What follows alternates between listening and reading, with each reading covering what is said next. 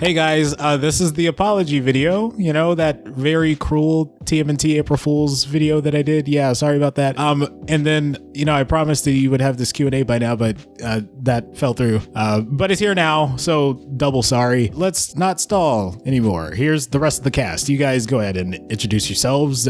Don't all talk at once. Or no one talks at all. or no one. I'm sorry, guys. I'm gonna have to make a third apology video. Yo, I'm the SM Studios, and I'll be playing the voice of Michelangelo in the TMNT. Hi, I'm Red.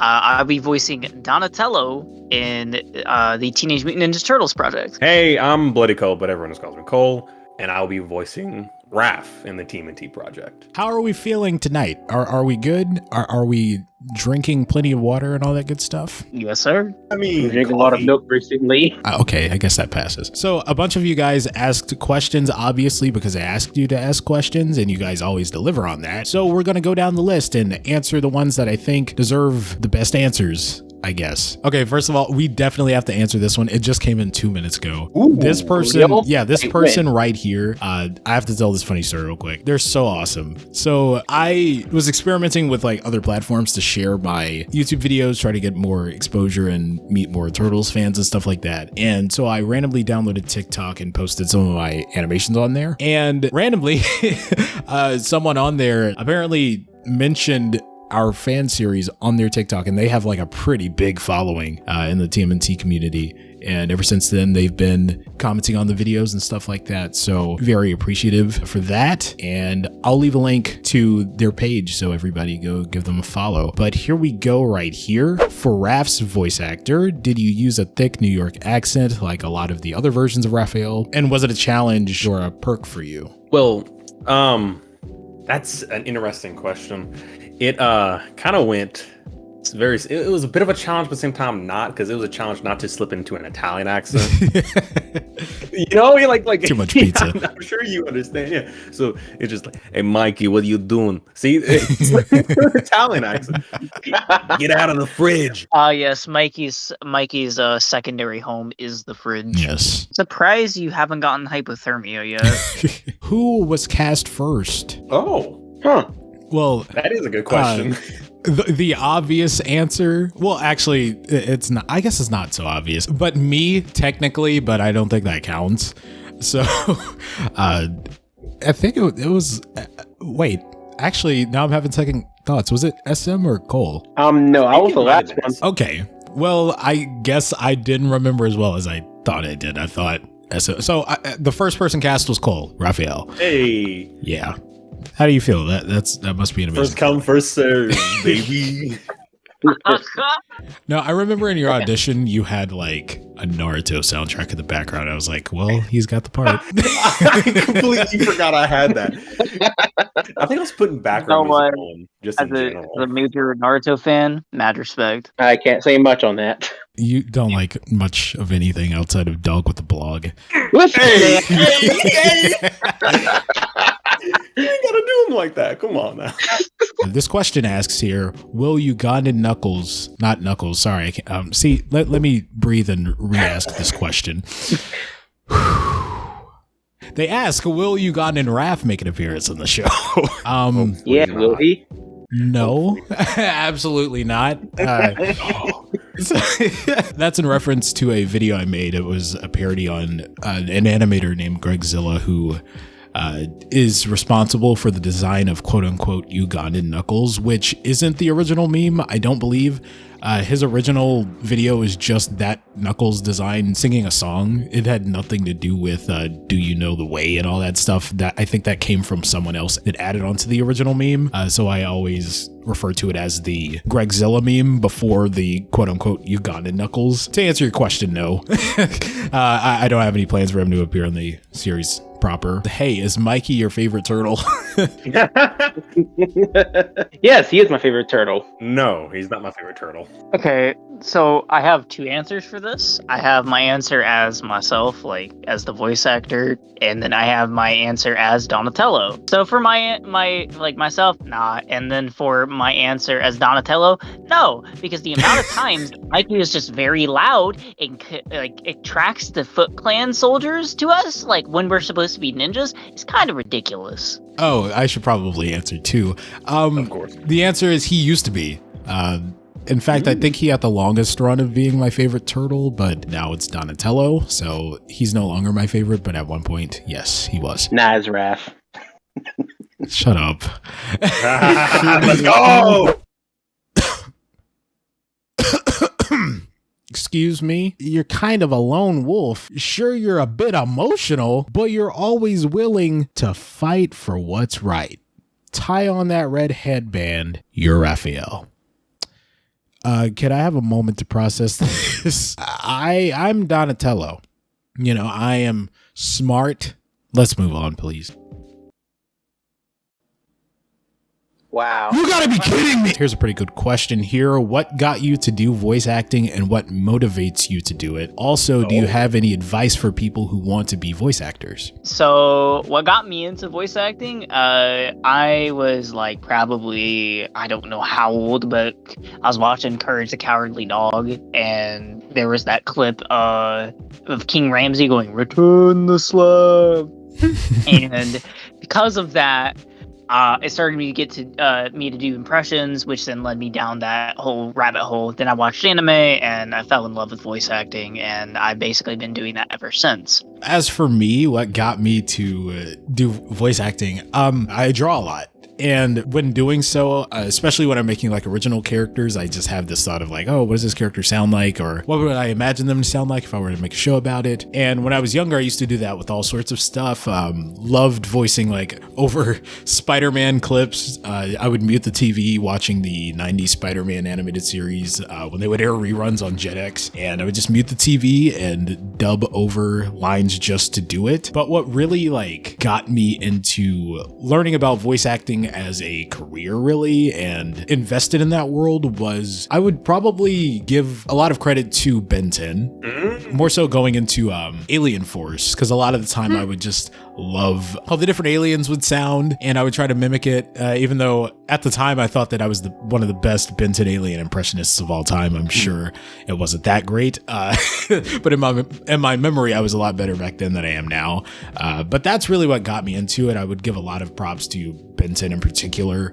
in terms of my interest in voice acting, and any advice that I would give, just kind of let loose and know that approaching this is different than physical acting. The emotion that comes through in a voice as opposed to having a camera at your face, there are two different things. So if you're more used to one than the other, try not to blend those two worlds together and look into what differences make each craft stand on their own. That's what I would say. Geekly, I don't know if we were meant to be like friends or something, but the same thing happened to me when it comes to Ben 10. I always used to enjoy mimicking the aliens as well. Like I really enjoyed that, and growing up watching a lot of cartoons, seeing a lot of zany characters, and just the overall fun that they seem to be having as they're doing these voices just inspired me to kind of do it. And considering like the advice part of the question, have fun. Like have fun. Don't be afraid to put yourself out there. And you know, body language always helps me when it comes to voice acting and talking in general. So I use a lot of body language. So currently right now, as I'm going on this rant, my hands are like moving and going crazy. And I feel that helps me portray the emotions that I want a lot as well. And I do facial expressions too. For me, it was watching Sonic X. Like, I've always loved watching like Sonic fight these other characters like Knuckles and Shadow, and I would always like imitate them for fun. Even my grandma like saw me doing that and she thought it was cute. I thought it was embarrassing.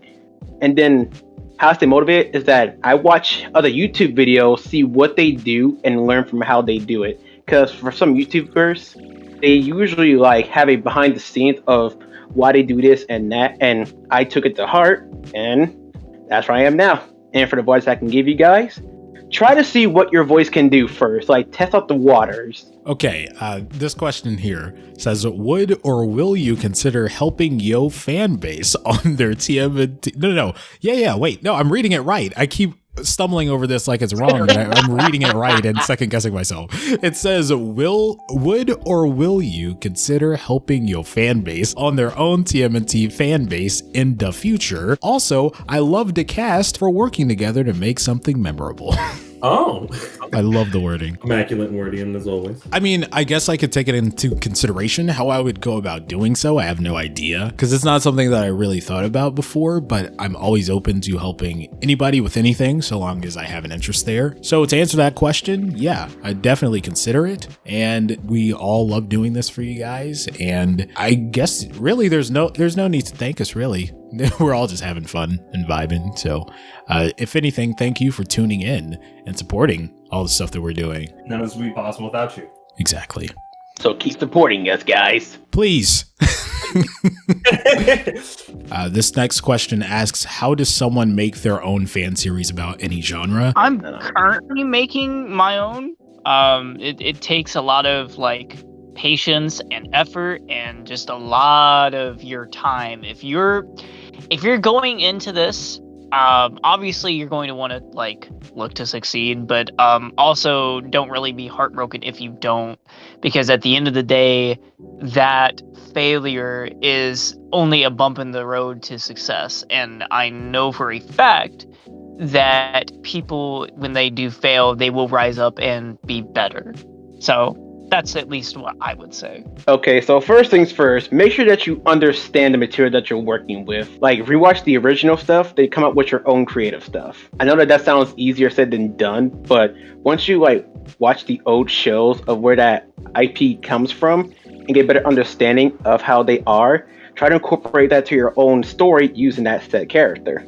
As a DM who's made multiple D&D campaigns and had adapted a few things and then changed a few things into what they currently are. Honestly, the greatest advice I could give you, look into criticism. If people give you criticism, despite it being negative or not, don't let your emotions impact how you read that. If they're mean about it, you gotta just brush it off and then read into it and see if they have any merit and if they mean anything. Because a lot of the time when you get criticism, if it's targeted at you very negatively, you don't take away the decent criticism that might be there. You just take away the negative feelings.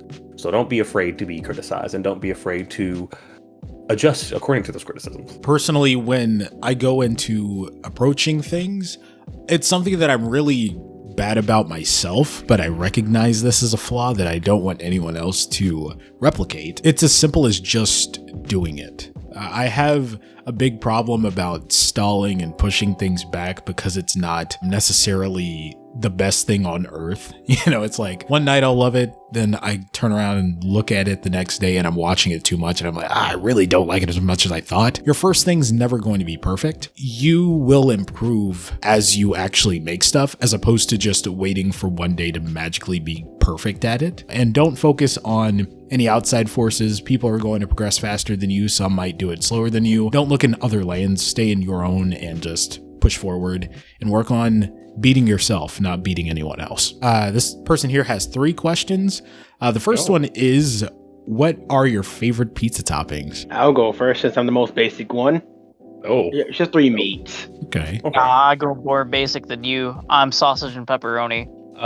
Me personally, I'm a big supporter of pepperoni and grilled chicken on the same pizza, but I also like my stuffed crust, but I'm not sure that's a topping, and then I'm willing to experiment with cheese, but the favorite classic is just pepperoni for me, so, I'm willing to experiment with different pizza toppings. I'm never partial to I have to have this kind of pizza at all times every single time, but if there's a case of nobody can agree on something and we all have to settle, you can never go wrong with a nice pepperoni. Okay, I don't know if this is in character or not, but who will be least likely to start a bar fight and who will be most likely to win one?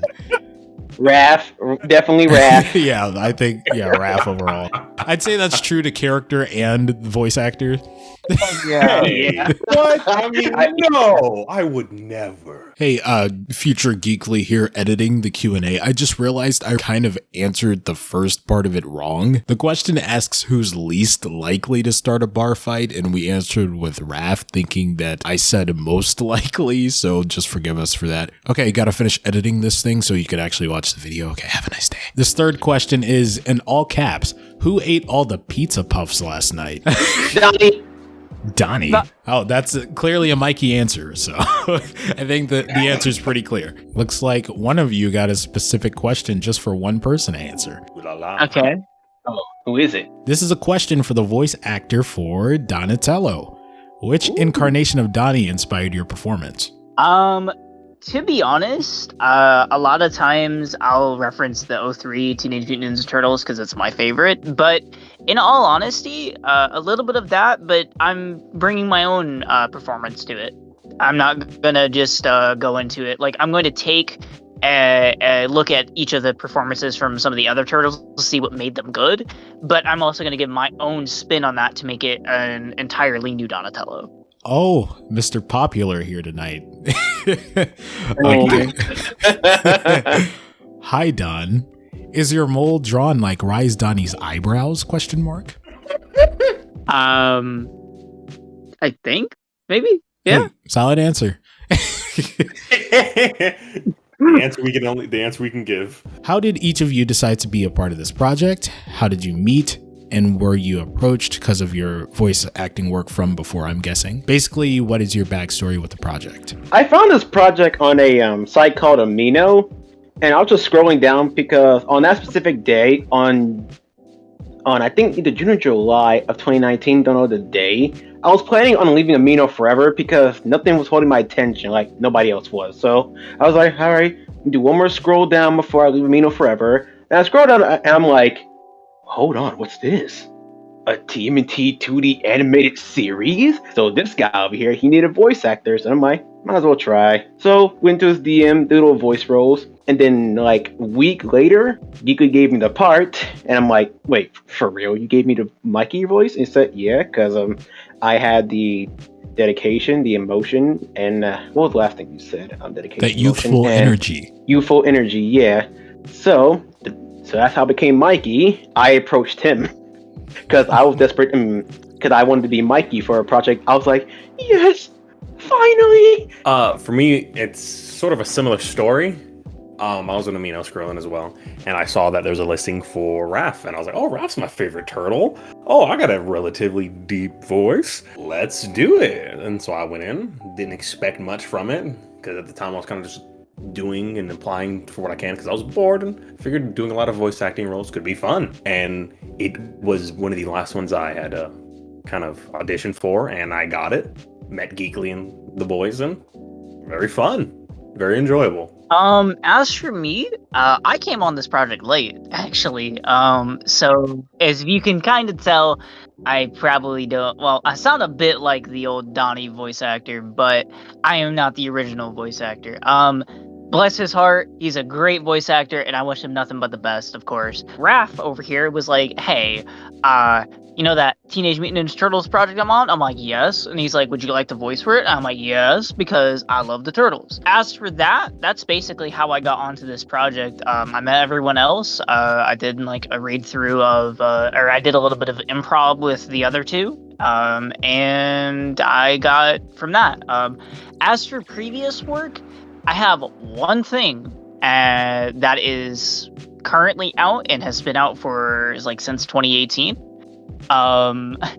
But other than that, no, I didn't really get hired because of my previous voice acting work. Yeah, and for a bit of context there, a select few of you, I'm sure, remember the original Donatello voice actor. You will hear his voice in about the first 3 episodes, and from 4 moving forward, this right here is our guy. So a big thank you to you for hopping onto this project. My story isn't all that interesting for how I decided to be a part of this project. I mean, I just came up with the concept. I just felt personally, for what I want out of the role for these batch of episodes, I'm just like way too particular in terms of Leonardo that I didn't want to have someone re-record their lines over and over and over and over and over just to get it to a T. I was like, you know what? I'll just take that task up for Leonardo. How did you audition for the roles?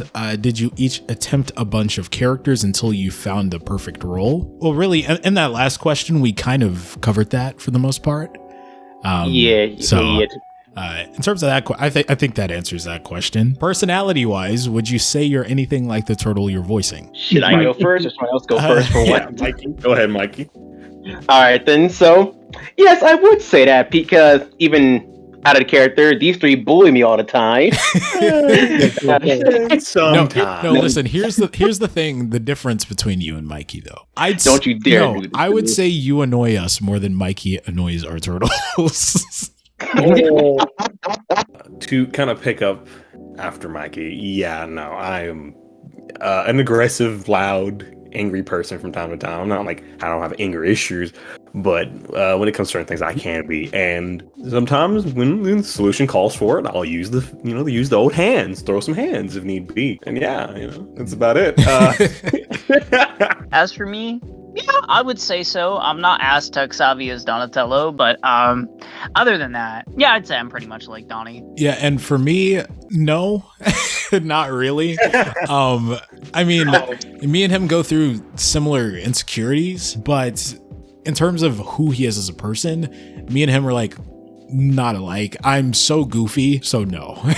I don't think I'm like my character. I have to ask because he's my favorite turtle.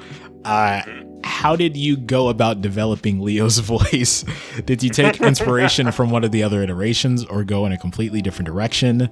And I know Don's your favorite, but was Leo perhaps a backup voice? Or was it that case like when you're picking teams in PE and he's the last guy left? You can be honest, I'll only cry a little if it's the latter. Lucky for you, the reason I'm voicing Leo is because I have a lot of care for this version of the character. I just kind of wanted to start him at a place where he's, still very confused about the whole leadership thing. With that, I try to give him this more youthful energy, especially in these first few episodes, with them being so young. Not necessarily how he sounds, but I do try to blend that demeanor that he has from the 2003 series when it comes to being on the battlefield. When it comes to just chilling out with his brothers and being a teenager, I try to pull from the 2012 iteration, in particular the Jason Biggs era before Seth Green took over. My question to you all is, which incarnation of the Turtles that y'all use and what other characters from any other TMNT media would you like to see in the series? Good luck on the series, and Booyakasha/Cowabunga. In terms of which incarnation of the Turtles that we're using, I guess they're asking which versions influence our performance, possibly. Yeah, I just answered that in the last question. For these first few episodes, it's Jason Biggs in particular for majority of it, but 2003 Leo, I pulled a lot of inspiration from there when it comes to Leo in his more serious form. But later, I do pull other influences from other incarnations. For me in particular, I kind of feel like I want to pull more from the 2012, just because it's the Raph that I've liked and seen a lot more of, at least recently. And I really enjoy the show. Like, it's not really from anybody else, really. It's more original, but most of my voice is inspired by Greg Sipes, and I apologize for me forgetting his name, but I forgot his name. It's the dude who voiced Michelangelo in 2003. I forgot his name. I'm so sorry. To answer the back half of this comment, what other TMNT media would you like to see in the series? There are a few interesting things that the IDW comics have done that I think would be cool to implement in the future. That's all I'll say. I so can't wait to see it all. Amazing content as always. Thank you so much for feeding my obsession over these shows. LOL, it truly made my day. Wow, that's such a nice comment. Thank you for tuning in. I'm glad you're enjoying it all. Was it difficult to decide who should voice which character? What did the audition look like? It was a little difficult when it came to Mikey at first because I had so many people coming in with different takes on the character. And it was specifically SMs that was so out of the box from what I've heard from previous Mikeys and all the auditions that I got that I was like, you know what? I think that's the one. I think there's a reason this one is so different. Pretty smooth sailing from there. So all in all, the casting process was pretty smooth.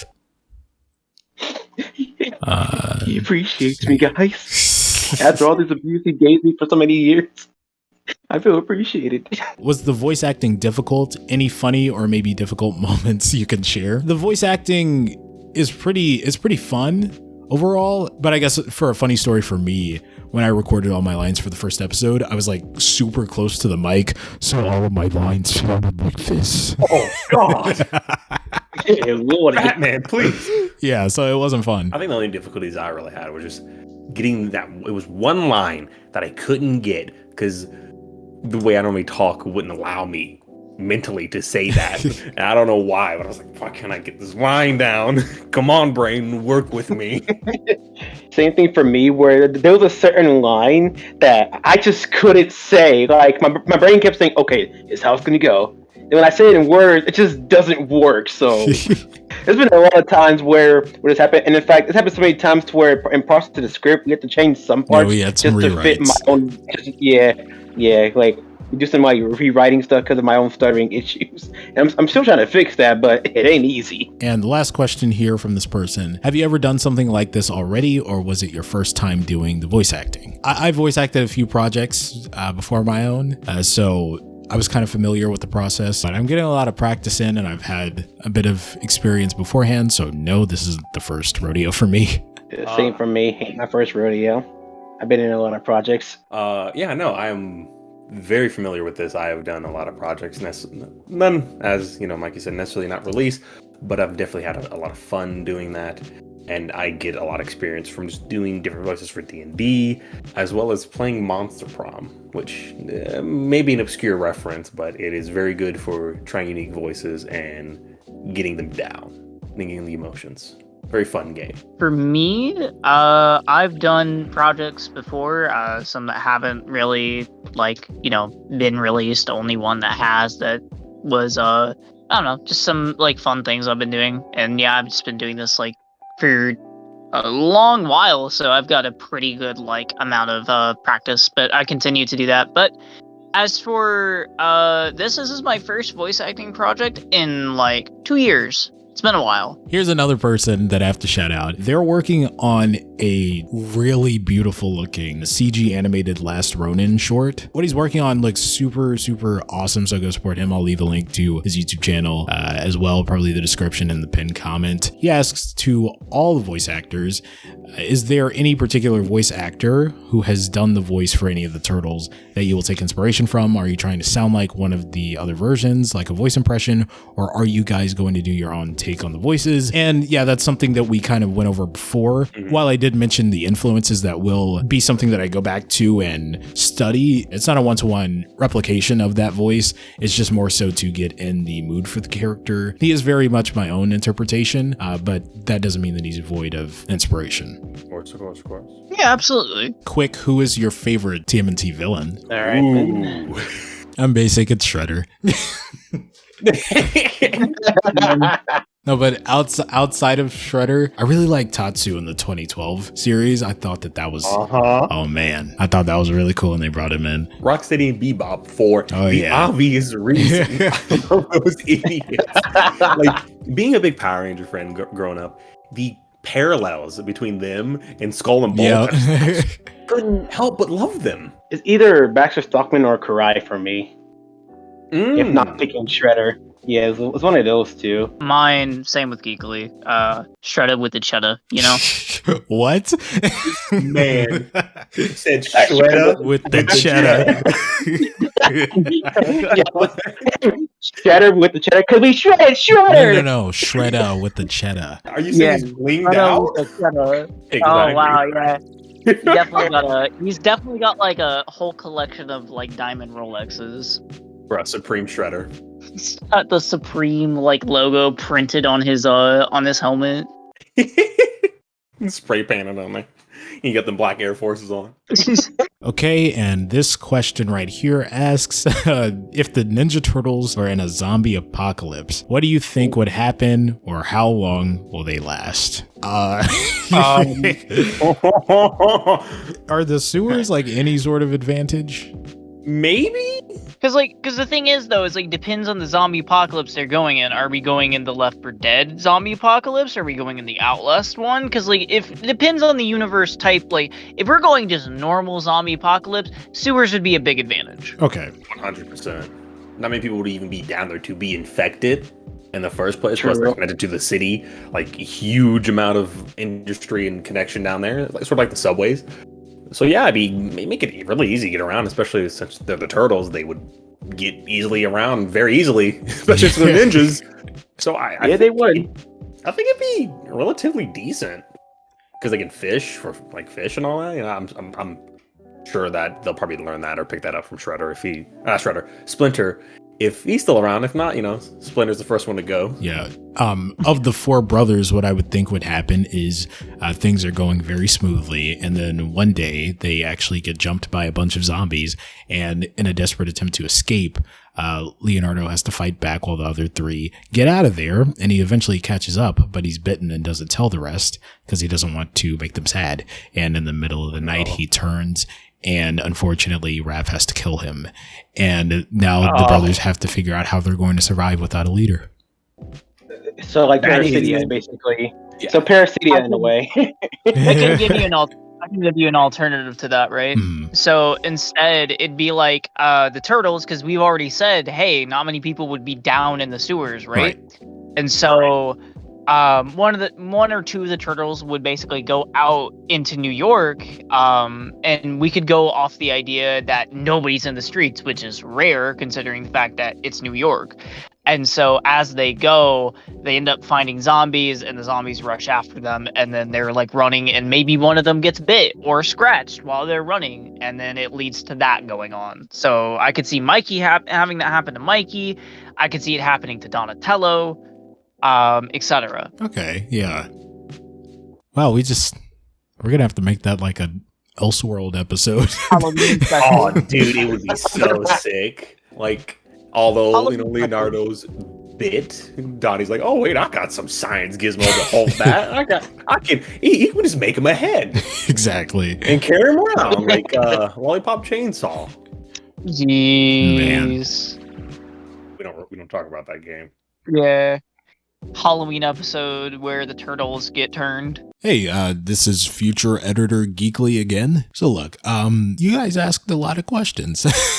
I've been pulling an all-nighter editing this Q&A right here. Me and the boys recorded for nearly 2 hours, and we still have a handful of questions left. So what we're going to do is we are going to split this up into a two-parter. So don't stress if your question got passed over. We will get to it in the next part and do some even more exciting videos together. While this video alone isn't the full 2 hours, it's still a pretty lengthy video, so hopefully this satisfies you guys enough for now, and all the questions that got cut will be revisited in part 2. So just stay tuned for that. Thank you guys so much for watching and leaving all of your questions that got answered in this video. Make sure to check out the links in my description box and the pinned comment for those channels and pages that I shouted out in this video. Make sure to hit that subscribe button and the notification bell right next to it. That way you don't miss a single video that I post. You're not going to want to miss part 2 of this Q&A. If you enjoyed the video, make sure to leave a like and share it around with anyone you think may be interested. And a comment down below always goes a long way. And as always, I've been Geekly. You've been awesome. And we'll catch you guys in the next video. Cowabunga, dudes.